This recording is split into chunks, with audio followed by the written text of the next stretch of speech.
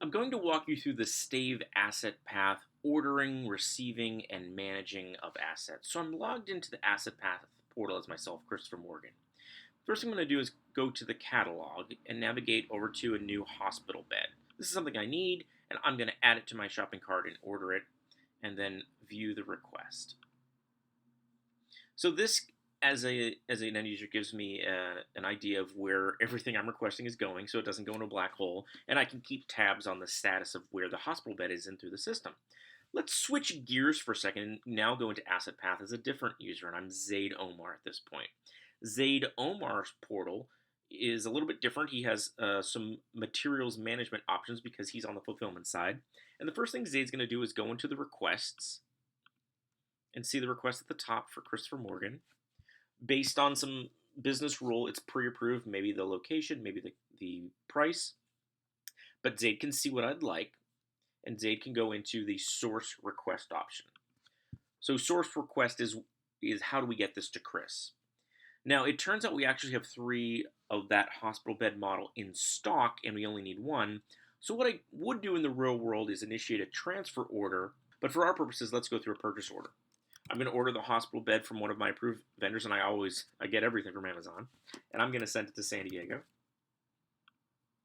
and just to submit. When I go back to my AssetPath portal, either as Zaid or a teammate, I can go into those purchases, look at the purchase orders, and the purchase order at the top for Amazon does include that bed for Christopher. And I'm going to send this purchase order automatically to the vendor by clicking the order button. That can go out by email or through a paper process.